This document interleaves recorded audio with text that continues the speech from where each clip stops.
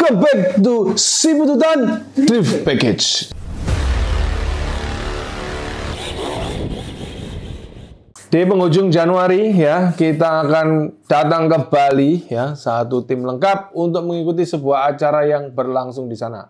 Acaranya apa? Acaranya bukan RC Adventure tapi RC Drift ya. Di situ kita akan datang bercengkrama sama banyak orang ya se-Indonesia. Jadi acaranya itu bakalan rame banget. Buat kalian semua yang mau nonton acaranya, stay tune di channel ini karena kita akan adakan liputan di sana. Before we start, this content is brought to you by GNT. Buat kalian semua, pastiin kalian download apps-nya GNT. Linknya ada di deskripsi. Di situ selain kalian bisa memanfaatkan aplikasi ini untuk tracking dan lain sebagainya, ambil paketan, kalian juga akan mendapatkan diskon up to 50%. Jadi tunggu apa lagi, grab it fast. Dan kalian juga akan dapat poin yang akan diakumulatifkan untuk mendapatkan satu unit Wuling Air EV asli 1:1, bukan RC car. Grab it fast, linknya di deskripsi. 21 Januari kita akan datang ke sana ya, kita akan hangout sama teman-teman, seru-seruan di sana dan kita akan unjuk gigi. Walah, unjuk gigi. Buat kalian semua yang nonton kan kapan hari itu kita ada posting MD 2.0 ya. Jadi di mana Yokomo kan mengeluarkan varian MD 2.0 terbaru yang udah kita review, kita unboxing, kita lihat. Nah, sekarang yang ada di depan kita ini adalah MD 2.0. Rencananya kit ini akan turun di ajang bergengsi tersebut ya. Kebetulan saya ikut main ya. Semoga kita bisa mendapatkan hasil yang baik. Amin, amin, amin, amin. Di situ saya akan coba MD 2.0. Nah, terkesan terburu-buru ya karena semestinya saya tidak main, saya semestinya itu bikin liputan di sana, tapi ya gatel juga gitu loh, pengen ikut main. Ya kita main aja. Jadi kita akan turun dengan 6 orang squad ya. Di situ nanti kita akan benar-benar fight untuk mendapatkan hasil yang terbaik. Back to MD 2.0. Apa sih MD 2.0? MD 2.0 ini adalah line up drift professional kit dari Yokomo. Dari MD 1.0 menjadi MD 2.0. MD 1.0 itu terkenal banget ya karena di sektor bagian belakangnya dia itu desainnya agak berbeda. Kalau kalian lihat itu desainnya kayak BD ya, jadi kayak aliran touring gitu, 3 level. Jadi dari papan bagian bawah ya, board bawah itu dia ada arm di sini, lalu dia naik lagi di bagian atas ini baru nanti bracket mesin. Nah, desain itu sangat mempengaruhi grip ya, jadi di semua sektor balap, Yokomo mengklaim itu meningkatkan grip. Dan memang benar banget sob. Jadi kalau kita ngikutin aturan manual book di MD 1.0 ya, kit itu memang gripnya luar biasa dapat. Bisa sangat menyesuaikan dan disesuaikan. Hampir dari semua desain ya, gambarannya dia itu kalau kalian lihat di manual booknya, posisinya itu bisa di-adjust dan bisa diatur. Yang mana itu juga akan berpengaruh banyak secara signifikan terhadap handling dari mobilnya. Intinya cuma satu, intinya kit profesional ini bisa mengakomodir kamu yang suka flat atau suka stiff. Jadi driving stylemu mau flat atau stiff itu dia juga bisa diatur dan ya memang kelebihan dari professional kit itu adalah adjustnya dia yang sangat banyak dan terbuka sehingga itu menjadi poin plus buat kamu yang sudah profesional. Tapi kalau newbie kayak saya, ya sebaiknya kita pilih yang paten-paten aja, yang tidak terlalu banyak settingan, tapi tetap dipakai main itu enak. Kebetulan karena desakan, karena ya kita mengikuti tren dan kita pengen grow up, di situ kita memutuskan untuk pakai MD 2.0. Oke, sebelum kita buka, jadi untuk body kita pakai Nissan S13 dari Addiction. Nah, ini untuk body ini sudah paten ya, sudah ada bumper depan, ada bumper belakang, sudah ada wing, ini add-on dari dia. Yang belum ada itu kemarin spion ya, ini nggak ada. Terus untuk stiker lampu bagian belakang ini kita ganti ya, kita ganti biar dia itu lebih realistis gitu loh. Body ini dibuat oleh Bis Garage ya, jadi buat kalian semua yang tahu Lubis ya, dia yang ngerjain semua livery kita, mulai dari pemotongan, terus painting, lalu stiker, semua dikerjakan oleh Lubis. Hasilnya memuaskan banget ya, jadi keren. Untuk velg di sini kita pakai velg dari Revet, offsetnya 8. Dan untuk body post bagian depan kita ini pakai produk Overdose yang model clip. Nah, Cara bukanya gimana? Tinggal ditekan aja seperti ini. Kita tengadahkan klipnya ke atas. Dan untuk bagian belakang kita pakai magnet seperti biasa. Nah, udah kita buka nih. Yang tadi saya cerita ke sobat siput semua, itu yang bagian belakang ini. Nah, di bagian sini ini yang 3 lapis ya. Lapis pertama itu lower deck-nya terpisah. Terus di sini itu ada arm juga terpisah dari lower deck. Terus ada 1 bracket lagi yang menopang untuk motor dan transmissionnya dia. Jadi 3 stage ya kalau kita lihat desain ini secara detail. Nah, pengembangannya ada di bagian sektor depan ya. Sektor depan ini berbeda dengan MD sebelumnya ya. Letak bedanya itu ada di posisi bagian shock tower dan arm bagian atas. Kit ini bisa dibilang menarik tapi ribet ya. Buat sebagian orang ribet, kenapa? Karena kit ini itu perlu banyak effort untuk merakitnya. Kenapa kok perlu banyak effort untuk merakitnya? Karena semuanya open setting.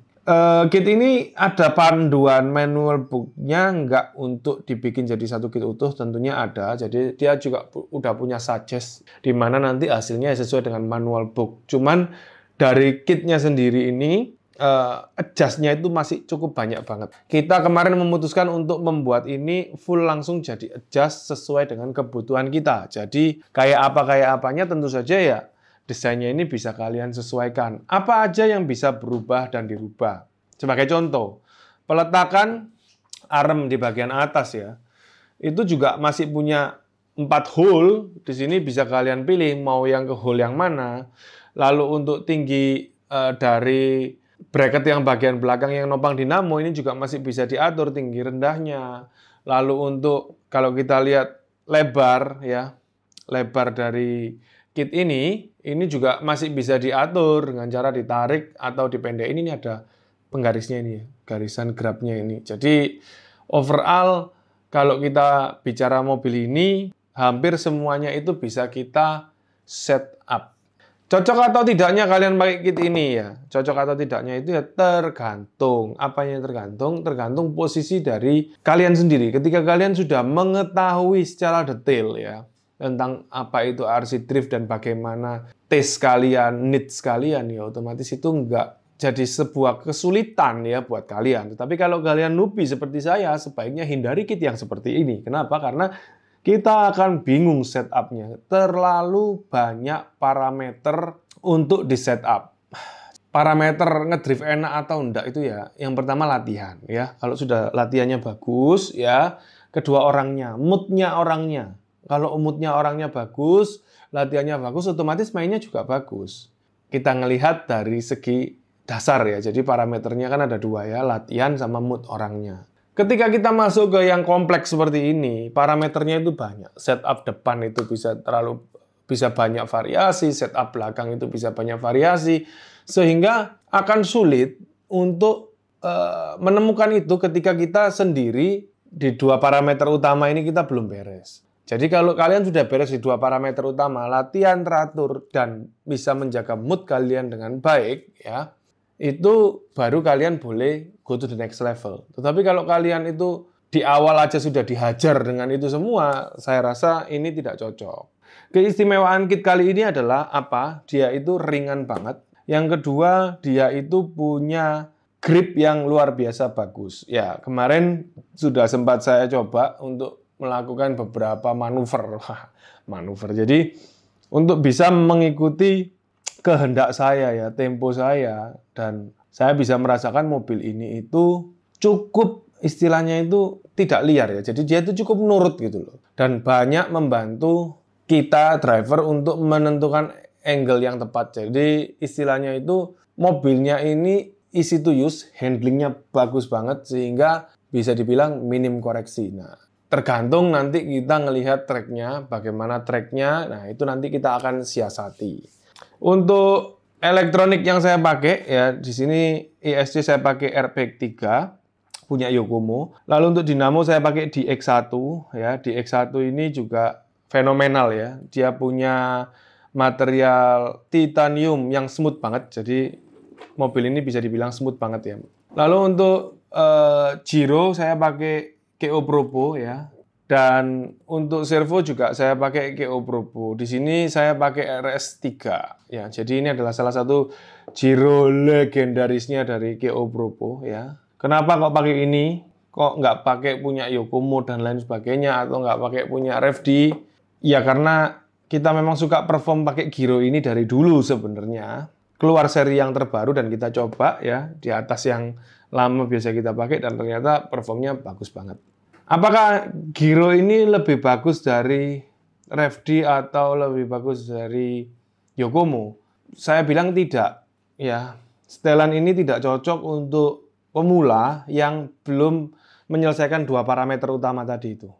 Ketika kalian itu sering latihan, mood kalian bagus, yang terakhir itu kan berarti kan kalian sudah paling tidak bisa main, tahu driving style. Nah, di titik itu kalian bisa putusin giro atau servo yang tepat buat kalian. Tapi kalau di awal ya, maksudnya masih random begitu, sebaiknya saya sarankan kalian pakai giro atau servo ya RFD atau Yokomo lah ya. Lebih simpel sekarang pakai RFD sih. Giro RFD dan servo juga RFD. Itu akan sangat membantu gameplay kalian dan setupnya itu gampang sob. Tinggal kalian tekan beberapa kali nanti dia itu jadi lebih reaktif, jadi lebih apa. Kalau di sini itu agak beribet dan kita harus benar-benar setup. Nah, selanjutnya untuk kipas ya toh. Di sini kita pakai kipas Racing Performer ya. Ini adalah kipas yang cukup kenceng menurut kami ya. Jadi harganya juga tidak terlalu mahal, fiturnya juga bagus. Penting atau enggak kipas itu? Penting banget. Jadi kalau kalian main RC Drift, kipasnya itu minimal 2 ya.